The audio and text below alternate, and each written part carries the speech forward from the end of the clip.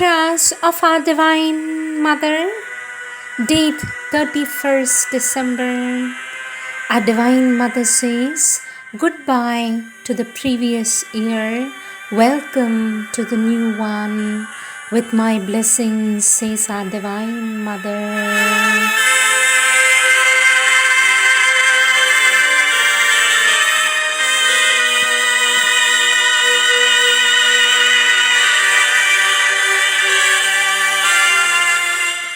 Words of our Divine Mother from the collective works of our Divine Mother, Volume 13, topic Sri Aurobindo Ashram.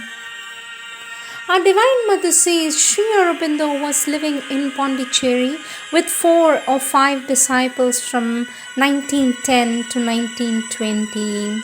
In 1914, the Divine Mother came from France with Paul Richard, and Sri Aurobindo began to edit the Arya, which continued up to January 1920. In April 1920, the Divine Mother came back from Japan, and gradually, as the number of people increased, the ashram was founded in 1926. Although there is a certain charm and poetry in the fact that there is no formal date for the creation of our ashram, sweet mother, could it be said from the occult point of view that the ashram was born with the mother's arrival? Is a question by a sadhak. For this, our Divine Mother says, the ashram was born a few years after my return from Japan in 1926. Our Divine Mother says, the 21st February is the Divine Mother's birthday. 29th March is the anniversary of the Divine Mother's first meeting with Sri Aurobindo. 4th April is the ashram New Year date of Sri Aurobindo's arrival in Pondicherry. 24th April is the date of Mother's final return to Pondicherry in 1920. 15th August is Sri Aurobindo's birthday. 24th November is called the Day of Victory in remembrance of a very important spiritual event which took place in 1926. And then our Divine Mother says, the usual sadhanas have for aim the union with the Supreme Consciousness, Sat Chit Ananda. And those who reach there are satisfied with their own liberation and leave the world to its unhappy plight. On the contrary, Sri Aurobindo's sadhana starts where the others end. Once the union with the Supreme is realized, one must bring down that realization to the exterior world and change the conditions of life upon the earth until a total transformation is accomplished. In accordance with this aim, the sadhaks of the integral yoga do not retire from the world to lead a life of contemplation and meditation. Each one must devote at least 1/3 of his time to a useful work. All activities are represented in the ashram, and each one chooses the work most congenial to his nature, but most do it in a spirit of service and unselfishness, keeping always in view the aim of integral transformation. Our Divine Mother says, to make this purpose possible, the ashram is organized so that all its inmates find their reasonable needs satisfied and have not to worry about their sustenance. The rules are very few so that one can enjoy the freedom needed for this or one's development, but a few things are strictly forbidden. They are politics, smoking, alcoholic drink, and sex enjoyment.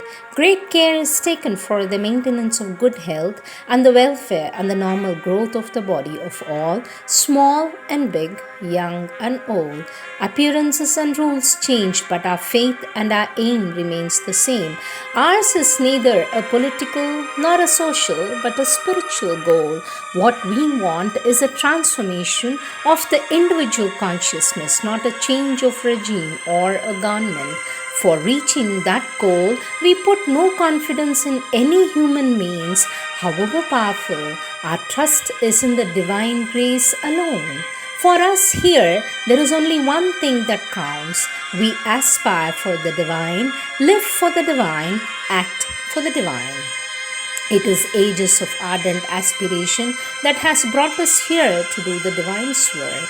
Question: Sweet Mother, we are told that the conditions were much more strict and disciplined, more rigorous before children came to the ashram. How and why have these conditions changed now? For this, our Divine Mother says, before the children came, only those who wanted to do the sadhana were admitted to the ashram, and the only habits and activities tolerated were those that were useful for the practice of sadhana. But as it would be unreasonable to demand that children should do the sadhana, this rigidity had to disappear the moment children were introduced into the ashram. Our Divine Mother says, none of the present achievements of humanity, however great they are, can be for us an ideal to follow. The wide world is there as a field of experiment for human ideals. Our purpose is quite different, and if our chances of success are small, just now, we are sure that we are working to prepare the future. I know that from the external point of view, we are below many of the present achievements in the world, but our aim is not a perfection in accordance with the human standards. We are endeavoring for something else which belongs to the future. The ashram has been founded and is meant to be the cradle of the new world. The inspiration is from above, the guiding force is from above. The creative power is from above.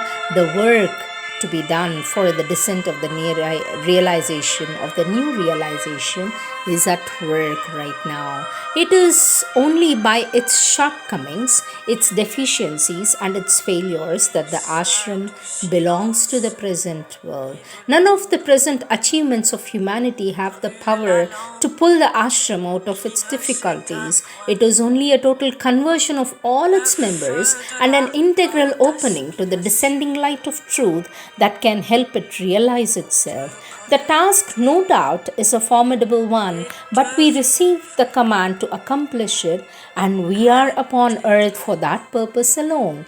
We shall continue up to the end with an unfailing trust in the will and the help of the Supreme. The door is open and will always remain open to all those who decide to give their life for that purpose. Question: Sweet Mother, there's something here which is so much better than the appearances, something like the warm and the living sun in the heart and in the spirit, says a sadhak. For this, our Divine Mother says, this is the true discernment, and I congratulate you. Those who see only the appearances are unable to discern in them the differences, subtle but of capital importance, which arise from the presence of a true and luminous consciousness. Here, we do not have religion. We replace religion by the spiritual life, which is truer, deeper, and higher at the same time, that is to say, closer to the divine. For the divine is in everything, but we are not conscious of it.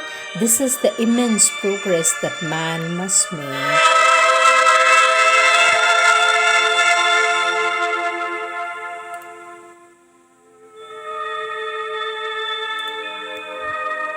Next subtopic: blessings. Our Divine Mother says, every day, at each moment, my blessings are with you.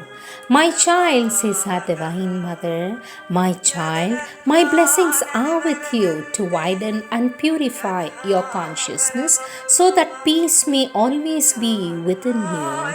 Whether the words are written or not, I always send you my blessings. My blessings are always there to awaken you, but you must want to make use of them. Blessings are a manifestation of the divine grace in favor of an individual or a collectivity.